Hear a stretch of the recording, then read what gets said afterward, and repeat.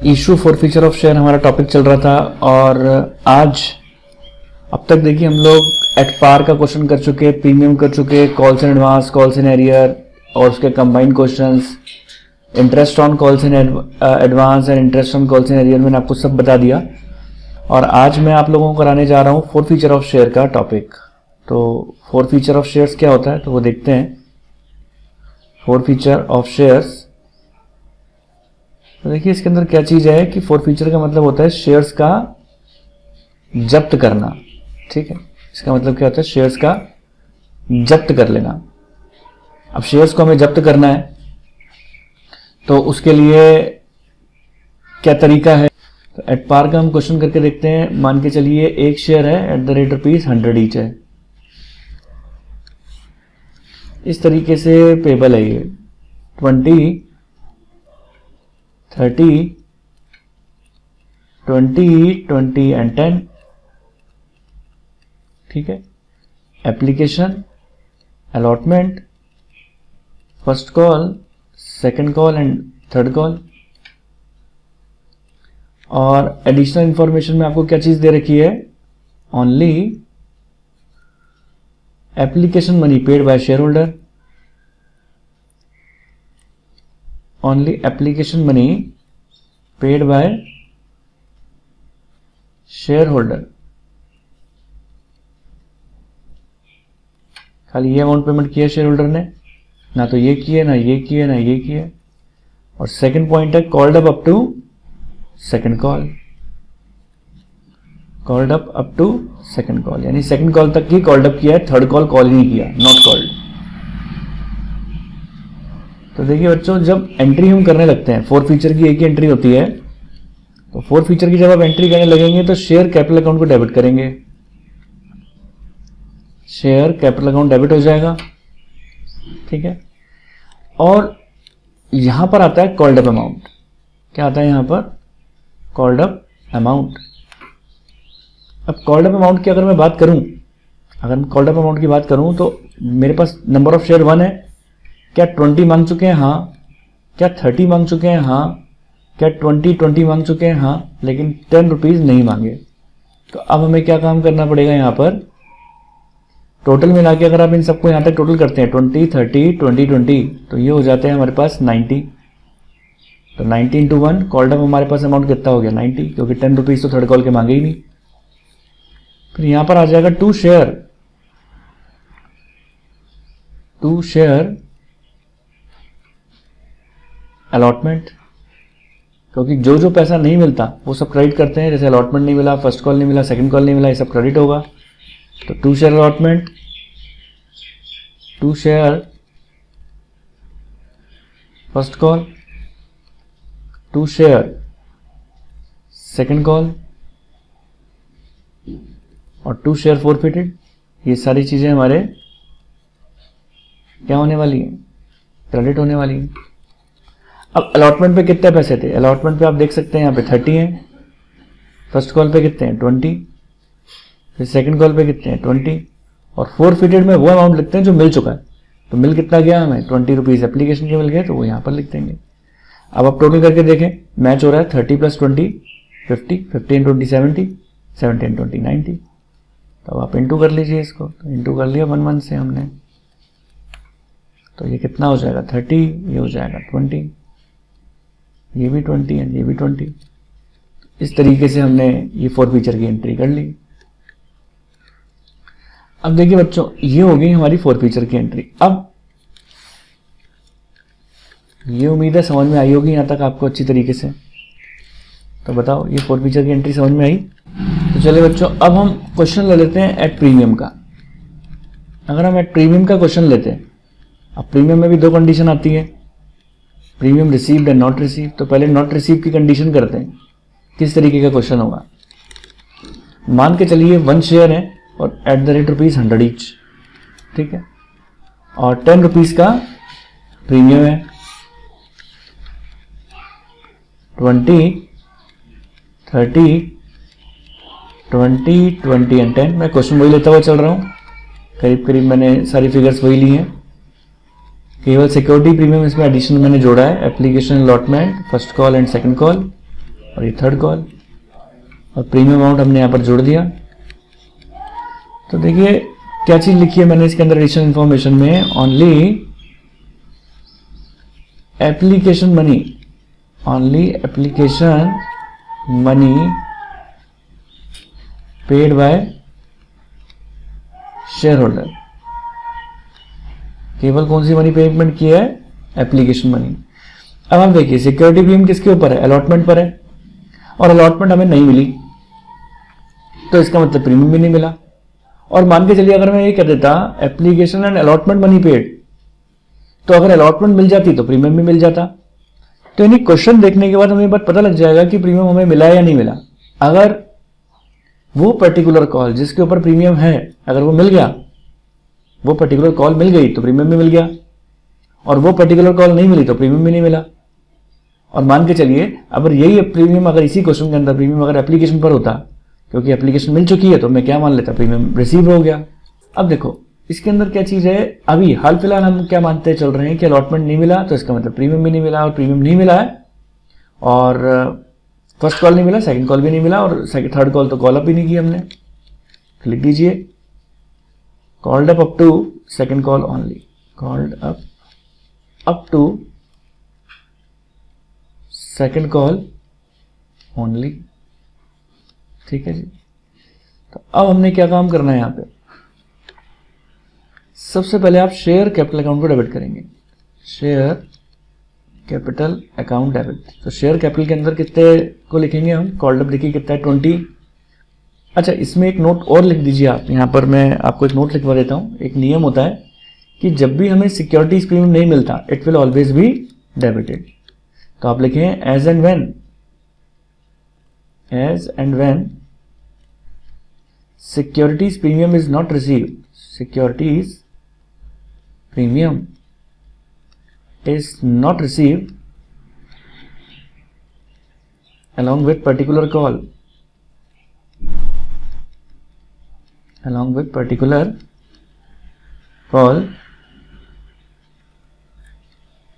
it will always be debited, it will always be debited in share forfeiture entry. तो share forfeiture entry के अंदर इसको हम क्या काम करेंगे? डेबिट करेंगे। ठीक है जी। तो अब आप क्या काम करने वाले हैं? सिक्योरिटीज प्रीमियम को भी डेबिट करेंगे यहाँ पे, सिक्योरिटीज प्रीमियम अकाउंट डेबिट। तो जब भी प्रीमियम नहीं मिलेगा फॉरफीचर एंट्री के अंदर सिक्योरिटीज प्रीमियम भी डेबिट हो जाएगा। अब आप देखिए यहाँ पर वही 90 रुपीज कॉल्ड अप हो गया, और सिक्योरिटी प्रीमियम का 10 रुपीज है। अब क्या क्या नहीं मिला? Allotment, first call, second call. तो to share allotment, to share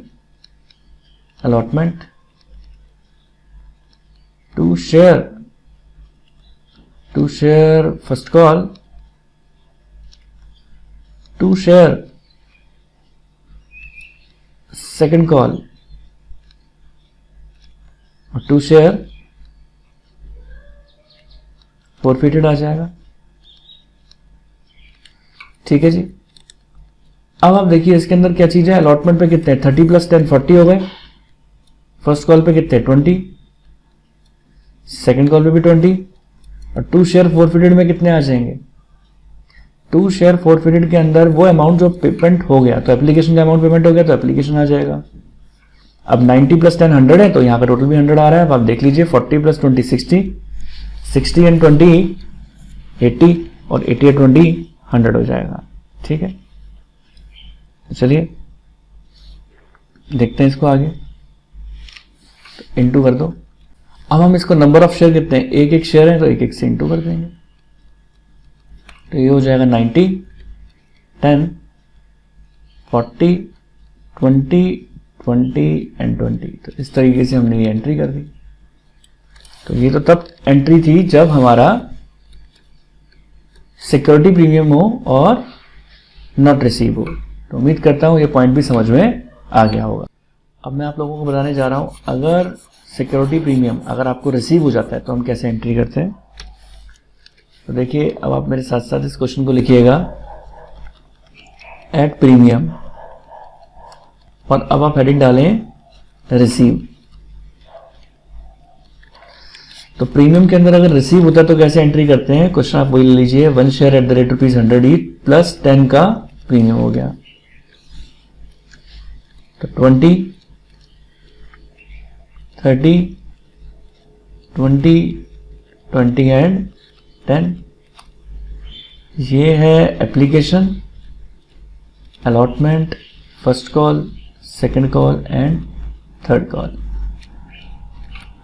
question वही है, called up to second call, यहां पर प्रीमियम है आपका, और अब की बार एप्लीकेशन और अलॉटमेंट दोनों चुका दिया। और जब अलॉटमेंट चुका देगा शेयर होल्डर, यानी रिसीव हो जाएगा कंपनी को अलॉटमेंट का अमाउंट, तो अलॉटमेंट के साथ ही प्रीमियम था, तो इसका मतलब प्रीमियम भी मिल गया। तो अब आप इसमें लिखें application and allotment money receive, money receive, और सेकंड लिखें आप called up to second call, third call मांगी नहीं है। तो अब हमें क्या एंट्री करनी है यहां पर, वही इसमें अब आपको एक चीज याद रखनी है कि जब आपको सिक्योरिटी प्रीमियम रिसीव हो जाता है, क्योंकि जैसा कि आप देख पा रहे हो यहां पर अलॉटमेंट के साथ सिक्योरिटी प्रीमियम था और वो रिसीव हो गया, तो आपको क्या काम करना है यहां पर, as and when securities premium is received,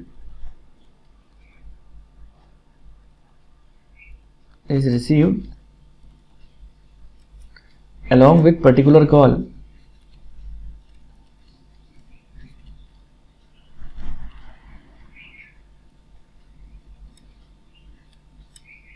it will be ignored in forfeiture entry. It will be ignored in forfeiture entry.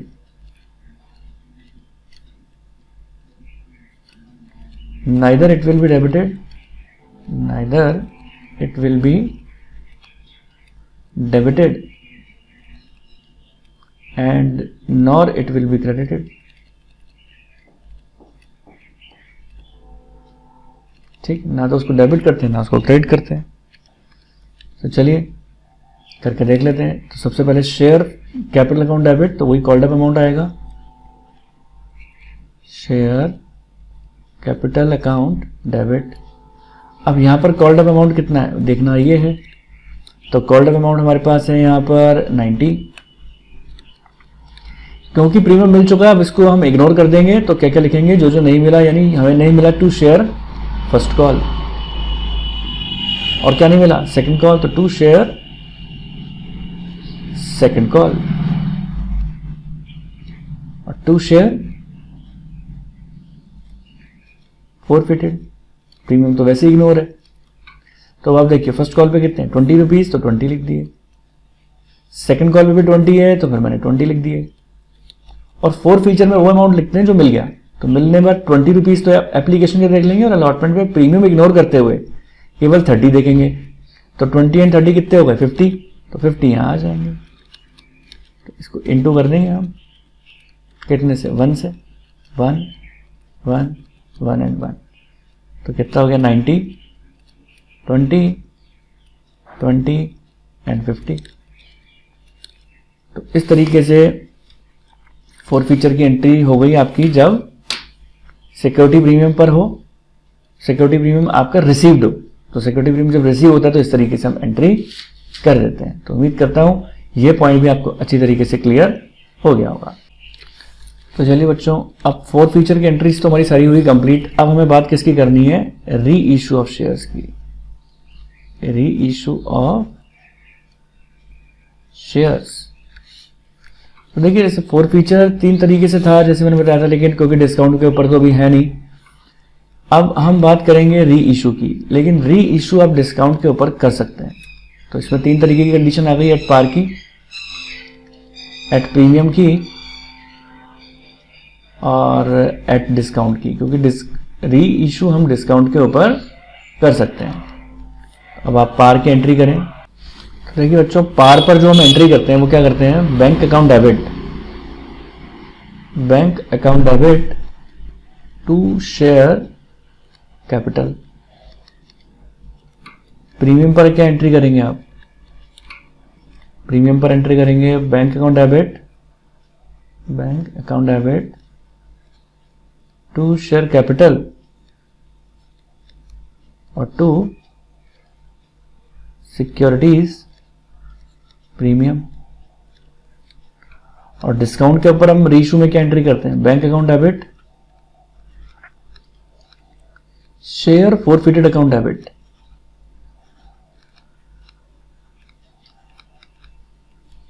To share capital. और यहां पर क्या होगा कि शेयर फोरफिटेड के अंदर डिस्काउंट का अमाउंट आएगा, यहां डिस्काउंट का अमाउंट आएगा, ठीक है।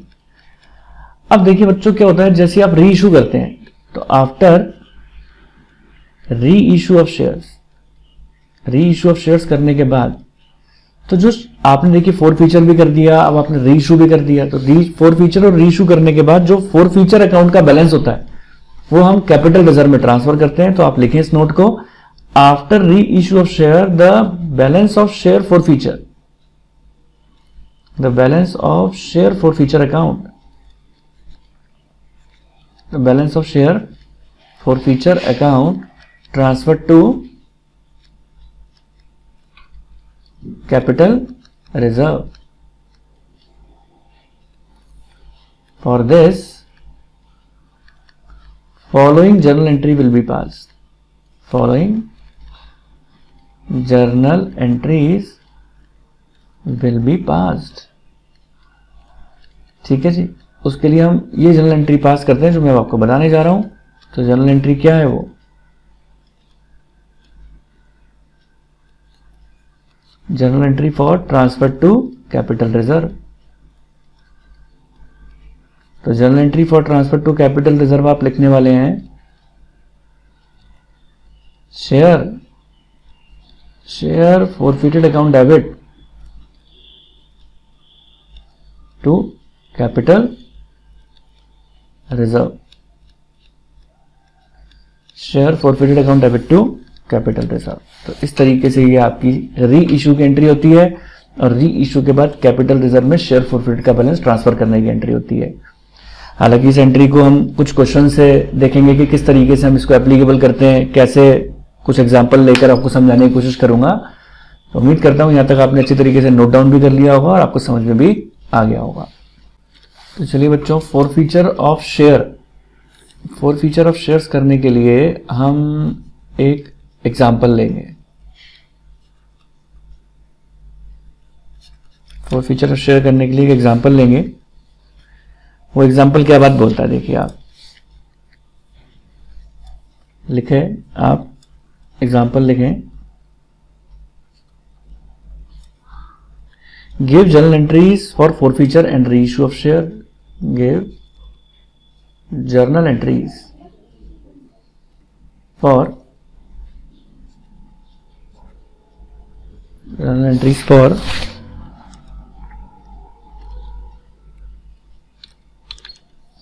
give journal entries for forfeiture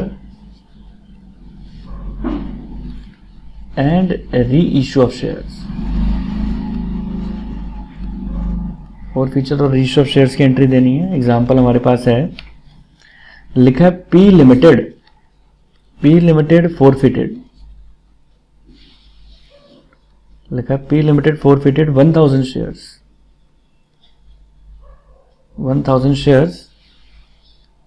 of ₹10 each. ये जो क्वेश्चन मैं करवाने वाला हूं ये आपको, ये राजस्थान यूनिवर्सिटी बीकॉम 2013 में आया हुआ क्वेश्चन है ये। तो 10 each ₹7 called up, issued at a premium of 20%, issued at a premium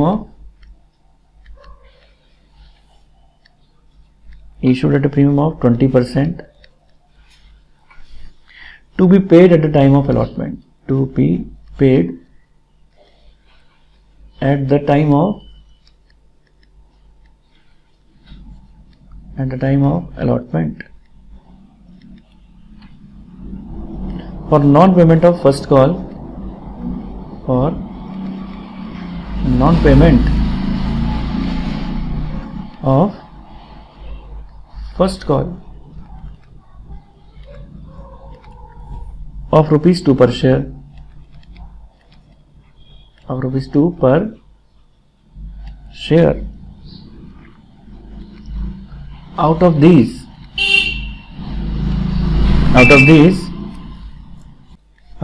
600 shares were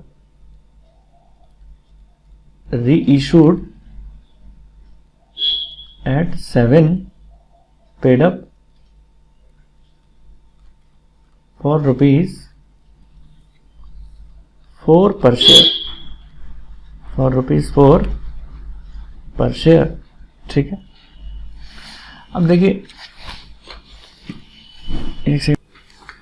तो देखिए क्वेश्चन को इसको सॉल्व करने के लिए हमें क्या चीज करनी है, पहले क्वेश्चन को इन्फॉर्मेशन जैसे अपन लिखते हैं वैसे लिखेंगे। अब आप इसमें लिखेंगे 1000 शेयर्स हैं एट द रेट 10 ईच, ठीक है, और क्या लिखा हुआ है 7 कॉल्ड अप, तो कितने रुपए कॉल्ड अप है, 7 रुपए कॉल्ड अप हैं, तो आप यहां पर लिख दीजिए 7 called up issued at a premium of 20%। अब आप याद रखना प्रीमियम हमेशा निकालते हैं ना जो फेस वैल्यू का निकालते हैं, तो 10 का 20% निकालोगे तो 2 आ जाएगा, ठीक है। एप्लीकेशन है, अलॉटमेंट है और फर्स्ट कॉल है। फिर आगे लिखा है for non payment of first call of rupees 2 पर share, non payment of first call, अब फर्स्ट कॉल का पेमेंट नहीं हुआ 2 रुपीज का, ठीक है। आउट ऑफ दिस 600 शेयर्स वर री इशूड, इसमें से कितने शेयर्स री इशू कर दिए गए, 600 शेयर्स री इशूड कर दिए गए at the rate rupees 7 paid up for rupees 4 share पर शेयर, 7 पेड अप रुपीज 4 पर शेयर। तो 7 पेड अप मतलब जितने का पेड अप होता है ना उतने का शेयर हम मानते हैं री इशू में। 7 रुपए की चीज आप अगर 4 रुपए पर री इशू करते हो तो 3 रुपए का डिस्काउंट हो जाएगा री इशू के अंदर। फिर से देख लीजिए, इसमें से हमने 600 शेयर्स री इशू किए हैं, 7 rupees paid up at the rate rupees 4 पर शेयर। 7 रुपीज पेड अप का मतलब क्या है कि इतने का शेयर मानो 4 रुपीज पर री इशू कर रहे हैं अगर हम, तो 7 रुपए की चीज अगर आप 4 रुपए पर री इशू कर रहे हो तो 3 रुपए का डिस्काउंट हो जाता है। तो चलिए, तो अब हम इसमें एक बार क्वेश्चन में अंदर एक बात और लिखी हुई थी कि ये जो 20% प्रीमियम जो लिखा हुआ है, क्वेश्चन में अंदर एक बात और लिखी हुई है कि जो 20% का जो प्रीमियम लिखा हुआ है वो किसके ऊपर है, 20% का प्रीमियम आपका to be paid at the time of allotment है, अलॉटमेंट के ऊपर है प्रीमियम, ठीक है। तो अब हम क्या काम करना है, हमने यहां पर प्रीमियम को, सिक्योरिटीज प्रीमियम को अब हम यहां पर जोड़ेंगे। यहां देख लीजिए आप, यानी अलॉटमेंट पर है 2 रुपीज का प्रीमियम, अलॉटमेंट पर अमाउंट कितना था वो हमें पता नहीं है। तो अब हम क्या काम करते हैं, अब हम इसके अंदर आगे बढ़ेंगे। तो अब हम आगे बढ़ेंगे, तब आपको क्या एंट्री करनी है, इसमें लिखा हुआ है। अब सबसे बड़ा सवाल ये उठता है कि क्वेश्चन तो प्रीमियम का है, लेकिन क्या प्रीमियम रिसीव्ड है या नॉट रिसीव्ड है। तो हम इस निष्कर्ष पे पहुंचे हैं कि यहां पर प्रीमियम रिसीव है। अब सवाल उठता है कैसे, क्योंकि क्वेश्चन के अंदर साफ लिखा है कि for non payment of first call, केवल नहीं मिला क्या, फर्स्ट कॉल, बाकी सब तो मिल गया। क्या नहीं मिला, फर्स्ट कॉल, बाकी सब तो मिल गया, एप्लीकेशन भी मिल गया, अलॉटमेंट भी मिल गया। इसका मतलब यह हुआ कि अलॉटमेंट अगर मिल गया है तो प्रीमियम भी मिल गया, और जब प्रीमियम मिल जाता है तो हम उसको क्या करते हैं, इग्नोर करते हैं। तो एंट्री क्या हो जाएगी, share capital account debit, share capital account debit, और फिर उसके बाद अब यहां पर प्रीमियम तो डेबिट करेंगे नहीं, तो 2 शेयर फर्स्ट कॉल और 2 share to share first call, to share forfeited. अब आती है यहां पर बात आती है कि अब आपने यहां पर कॉल्ड अप अमाउंट लिखना है। देखिए यहां पे 7 रुपीज कॉल्ड अप हो जाएगा। फर्स्ट कॉल के 2 रुपीज थे तो फर्स्ट कॉल के 2 रुपीज आ जाएंगे। अब 7 में से 2 गए तो कितने आते हैं 5, तो 5 रुपीज इसका मतलब हमें मिल गए। नंबर ऑफ शेयर्स कितने थे 1000 शेयर्स थे तो 1000 से इंटू कर देंगे। 1000 इंटू 7, 1000 इंटू 2, 1000 इंटू 5, तो ये हो जाएगा 7000, ये हो जाएगा 2000 और ये हो जाएगा 5000। तो चलिए अब हम बात करते हैं यहां पर बैंक अकाउंट डेबिट, और अच्छा यहां पर डिस्काउंट पर है तो शेयर फॉरफिटेड भी डेबिट होगा। Share forfeited account debit to share capital. Bank account debit, share forfeited account debit to share capital. अब बैंक में कितना अमाउंट आ जाएगा, बैंक में हमारे पास अमाउंट आ जाएगा, आप लिख सकते हैं यहां पर 4 रुपीज पर रीइश्यू हो रहा था तो 4 आ जाएगा। डिस्काउंट में कितना आ जाएगा 3 रुपए, तो डिस्काउंट में 3 रुपए आ जाएगा। टोटल 7 रुपीज पेड अप थे। और नंबर ऑफ शेयर्स रीइश्यू कितने हो रहे हैं 600, तो 600 इंटू 4, 600 इंटू 3 एंड 600 इंटू 7, ये हो जाएगा 2400, ये हो जाएगा 1800 और ये हो जाएगा 4200। अब मैंने आपको बताया था री इशू की एंट्री के बाद अब हमें शेयर फॉरफीचर का बैलेंस कैपिटल रिजर्व में ट्रांसफर करना पड़ता है, तो उसकी एंट्री होती है share forfeited account debit, share forfeited account debit to capital reserve. तो कैसे ट्रांसफर करना है आपको, ये आप देखिए, ये आप देख सकते हैं यहां पर जितने शेयर आपने फॉरफीचर किए हैं क्या उतने शेयर री इशू किए हैं, आंसर है नहीं। तो सबसे पहले तो हम इन दोनों को इक्विवेलेंट करेंगे, बराबर लेकर आएंगे। कैसे, आपने आपके फॉरफीचर की एंट्री के अंदर 5000 रुपीज आप लिख रहे हैं 1000 शेयर्स के ऊपर।